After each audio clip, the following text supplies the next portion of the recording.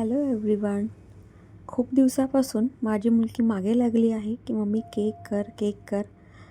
तर म्हटलं चला आज करूया आपण केक. याच्यात अजिबात शुगरचा वापर नाही केला आहे आणि अगदी छान असा मार्बल केक बनून तयार होतो. खूप स्पॉन्जी आणि सॉफ्ट हा बनून तयार होणार आणि चव तर भारी लागणार. चला तर मग इथे मी 250 ग्रॅम घेतले आहे खजूर. पेंड खजूर जे असतात त्यातली बी मी काढून घेतले आहे सगळ्या. आणि यात मी 1.5 कप टाकणार आहे गरम दूध हे गरमच हवं आहे आणि याला भिजू देणार आहे साधारण कमीत कमी अर्धा तास झालेला आहे. सगळं मिक्सचर मी टाकलेलं आहे मिक्सरच्या भांड्यामध्ये आणि आपल्याला याला एकदा ग्राइंड करून घेऊया व्यवस्थित.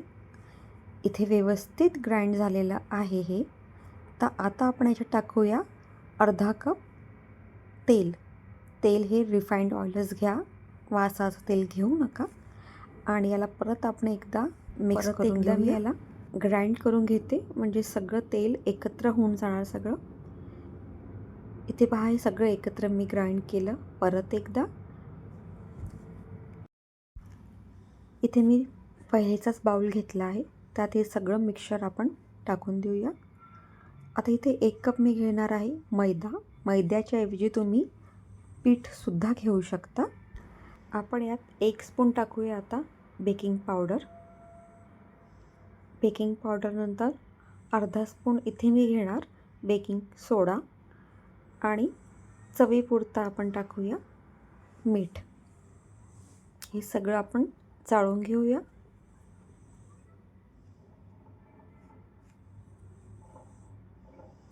हळूवार हाताने आता हे सगळं आपण मिक्स करून घेऊ.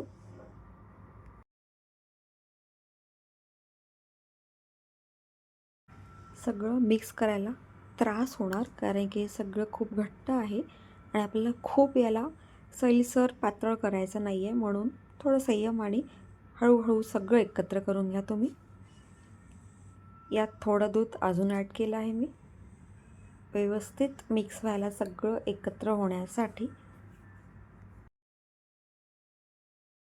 बेटरला 2 भागात मी डिवाईड केलं आहे. एकामध्ये आपण टाकूया 2 स्पून कोको पावडर आणि कोको पावडर टाकल्यानंतर याला व्यवस्थित आपल्याला एकत्र करायचं आहे जेणेकरून सगळं एकत्र मिक्स होऊन जाणार. इथे केक टिनला पहिलेच मी बटर पेपर लावून ठेवलेलं. आता थोडं करत आपण मिक्सचर यात टाकूया. जसं मी दाखवत आहे तसं थोडं हे थोडं ते असं करून सगळं एकत्र आपण ठेवून देऊ.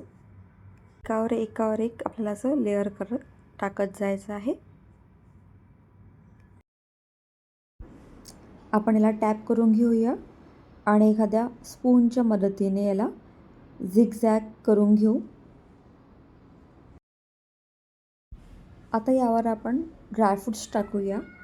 ड्रायफ्रूट्स टाकणं ऑप्शनल आहे, पण इथे मी थोडासा काजू आणि बदामचा उपयोग करत आहे. थोडं याच्यात टाकून घेऊ.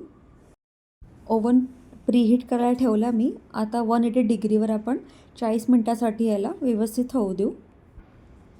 इथे बरोबर 40 मिनटानंतर मी केक बाहेर काढला आणि याला पहिले आपण चेक करून घेऊया बरोबर शिजला आहे की नाही. आतपर्यंत व्यवस्थित झालेला आहे अगदी. तुम्हीसुद्धा घरी विदाऊट शुगर हा केक ट्राय करून पहा आणि मला कमेंट्स करून सांगा. रेसिपी आवडल्यास प्लीज सबस्क्राईब करा माझ्या चॅनलला. थँक्यू.